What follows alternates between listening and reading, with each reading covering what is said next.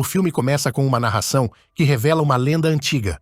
Diziam que no passado, os humanos estavam profundamente conectados aos seres do mundo da água Azuri. Esses seres eram conhecidos por oferecer orientação, prever o futuro e ajudar a humanidade de várias maneiras. No entanto, à medida que o tempo passou, os humanos começaram a se afastar desses seres aquáticos, consumidos pela ganância e pela guerra. Com isso, o elo entre os mundos foi se rompendo, até que, eventualmente, os habitantes da água desistiram de tentar se conectar com os humanos, cujas ações haviam se tornado cada vez mais cruéis e egoístas. Agora, esses seres misteriosos retornam, enviando seus filhos para o nosso mundo com a missão de ajudar aqueles que se esqueceram de como ouvir o chamado da água. Mas ao chegarem na Terra, encontram inimigos que aguardam para destruir essas jovens ninfas, que representam a última esperança de reconciliação entre os dois mundos. Enquanto isso, Cleveland Heap, um homem tranquilo e dedicado, trabalha como superintendente em um prédio de apartamentos na Filadélfia, lidando com tudo relacionado ao funcionamento do local.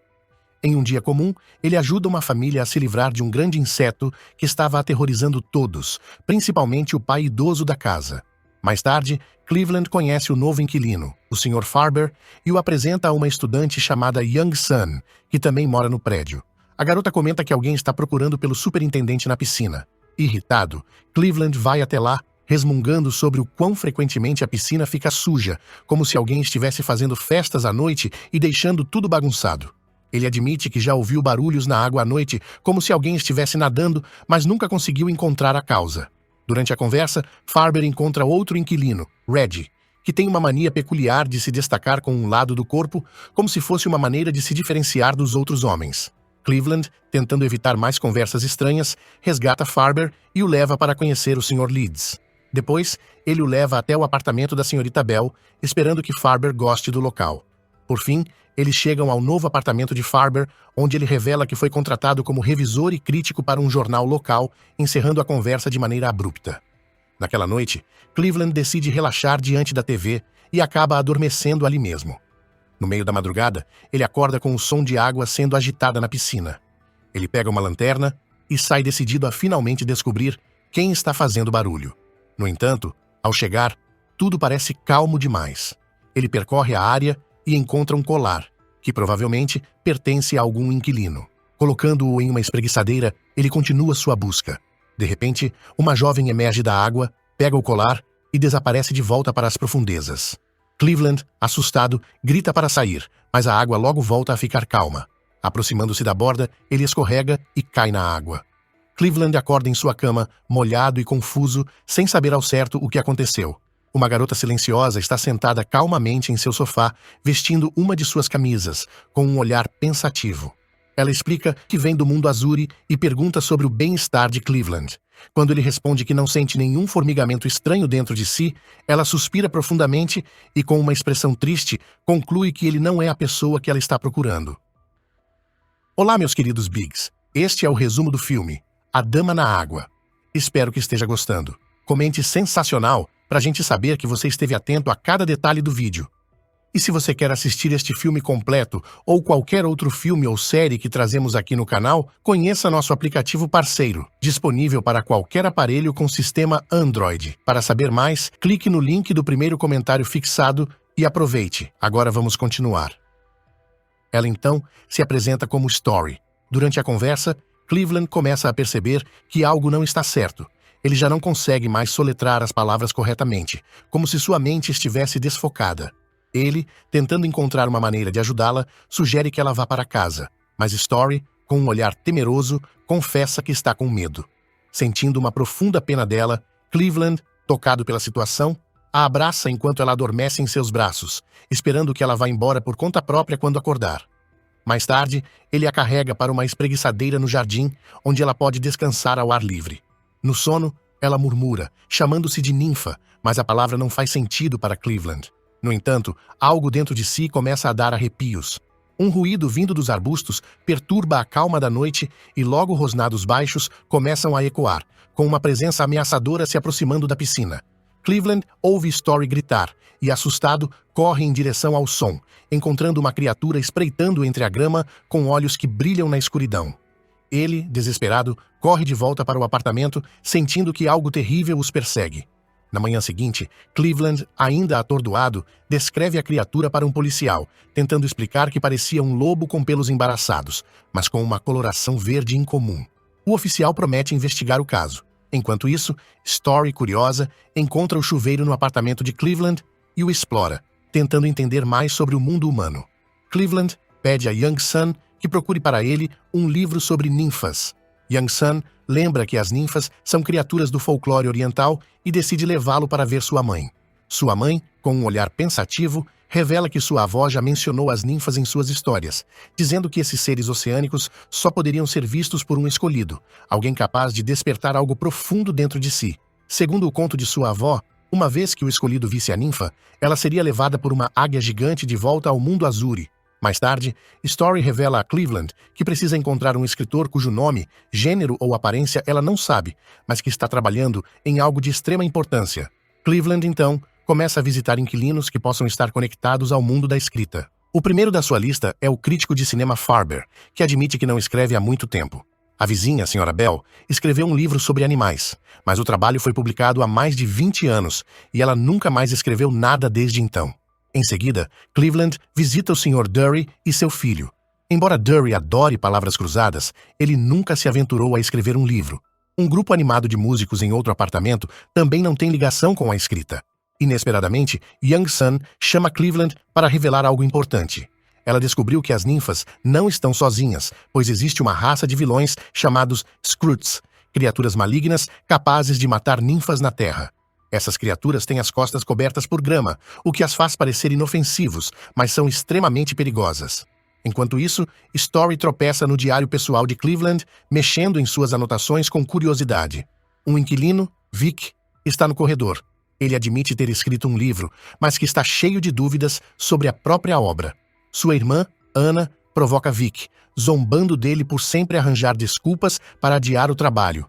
Cleveland, interessado, decide ir ao apartamento de Vic e Anna para consertar as luzes. Enquanto faz o reparo, ele percebe folhas de papel sobre a mesa, e ao olhar mais de perto, o título o deixa perplexo. É um livro de receitas. Vic explica que, na verdade, o livro contém suas opiniões sobre questões sociais, como governança. Ele duvida que algum dia será publicado, mas sente necessidade de colocar suas ideias no papel. Mais tarde, Cleveland encontra Story visivelmente chateada depois de ler seu diário. Ele descobre que, anos atrás, enquanto estava ausente, um ladrão invadiu sua casa e matou sua esposa e filhos. Na época, Cleveland estava ocupado tentando mudar de vida e não percebeu o que aconteceu. Sentindo-se culpado, ele diz a Story que encontrou o mediador dela e a convida para um encontro. Vic, ao saber da situação, admite sentir uma troca estranha com a ninfa. Após uma breve conversa com Story, ele se despede e vai embora. Naquela noite, Cleveland pergunta a Story como ela retornará ao seu mundo agora que um Skrulls está à espreita. Ela explica que, para partir em segurança, precisa encontrar o mediador, mas ele não pode testemunhar sua partida. Cleveland a acompanha até a piscina, levando o lixo para fora. De repente, houve uma movimentação e vê Story correndo apavorada pelas escadas. Ele a encontra tremendo de medo, mas ela não consegue explicar o que aconteceu. As portas do apartamento se abrem com um golpe forte, mas a criatura hesita em entrar e recua para a escuridão. Assustados, o casal vai para o apartamento de Vic e Anna, onde Anna ajuda Story a descansar e faz uma ligação para o irmão. Cleveland questiona Vic sobre o livro e a situação, mas ele acredita que Story está segura por enquanto. Cleveland corre para a casa de Young Sun, mas ela não está lá. Por telefone, ele aprende que as ninfas podem se curar do veneno Skrulls com uma lama curativa especial armazenada em sua habitação subaquática. Ele também descobre que, sem um guardião do mundo Azuri, o Skrulls pode atacar a águia gigante que protege as ninfas. Os Tarti, criaturas parecidas com macacos e árvores vivas, eram tão brutais que mataram seus próprios pais. Desesperado, Cleveland vai até a piscina em busca da lama curativa. Ele remove as tampas do ralo e encontra uma passagem secreta subaquática. Determinado a ajudar Story, ele mergulha na água e nada por ela, em busca de respostas. Cleveland mergulha fundo em uma caverna submersa, onde prateleiras improvisadas seguram potes variados e itens esquecidos por nadadores desavisados. A tão procurada lama curativa simplesmente não está à vista. Determinado, Cleveland nota uma porta misteriosa e tenta abri-la, mas a maçaneta se despedaça em suas mãos. Sem perder tempo, ele encontra um frasco tombado cheio de ar, respira fundo e, com a lâmina de uma faca, força a entrada. Do outro lado, finalmente, está a lama curativa. De volta à superfície, ele se lava rapidamente enquanto ouve batidas à sua porta. É Young Sun, que vem com uma nova peça do quebra-cabeça. Ela explica que Cleveland precisará convencer sua mãe de que sua alma é tão pura e inocente quanto a de uma criança. A senhora, mãe de Young Sun, compartilha uma história fascinante sobre uma ninfa única em cada geração, chamada Madame Ninfa, que é considerada a rainha de sua espécie. A lenda também menciona os Skrulls, seres implacáveis que farão de tudo para caçá-la, mesmo enfrentando seu temor ancestral pelos Tarti. Até mesmo Madame Ninfa, em certo ponto, não sabe que é a escolhida. Com a lama curativa em mãos, Cleveland salva Story mais uma vez, garantindo sua sobrevivência. Ela, por sua vez, agradece profundamente, mas revela que não pode dizer muito sobre o enigmático mundo Azuri. Em vez disso, explica por que o Skrull havia desafiado as leis. Mais tarde, Vic procura Story e confessa que, desde que a conheceu, sua mente está mais clara, seus medos evaporaram e ele sente uma conexão mais intensa com sua voz interior. Ele quer respostas sobre seu destino. Story, então, narra a história de um menino que nascerá no meio-oeste dos Estados Unidos. Esse garoto, ao encontrar o livro de Vic em sua casa, será inspirado a tal ponto que crescerá para se tornar um chefe de Estado que transformará o mundo de maneira significativa. No dia seguinte, Cleveland visita a mãe de Young Sun e, determinado a provar a pureza de sua alma, não mede esforços. Ele chega a se encolher na posição fetal, rindo como uma criança inocente. Finalmente, ela se convence e concorda em revelar o restante da história. Cleveland corre imediatamente até o apartamento de Vic para compartilhar as novas informações. Ele explica que, de acordo com a lenda, uma ninfa só pode retornar ao mundo Azuri com a ajuda de pessoas especiais, que possuem habilidades específicas. Essas pessoas recebem nomes únicos: o intérprete, o protetor e a união.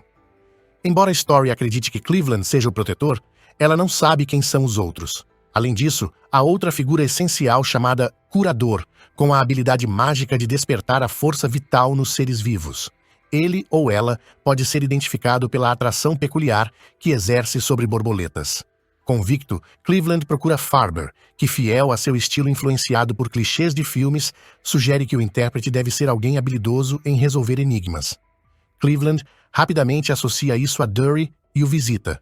No apartamento de Dury, ele presencia uma cena peculiar. Joey, o filho de Dury, critica com convicção o design de uma caixa de cereal. Enquanto isso, Cleveland percebe que os membros do sindicato, sempre vistos juntos, falando bobagens e fazendo música, podem ser a tal união mencionada na lenda. Eles ajudam Cleveland a identificar a Sra. Bell como a verdadeira curandeira.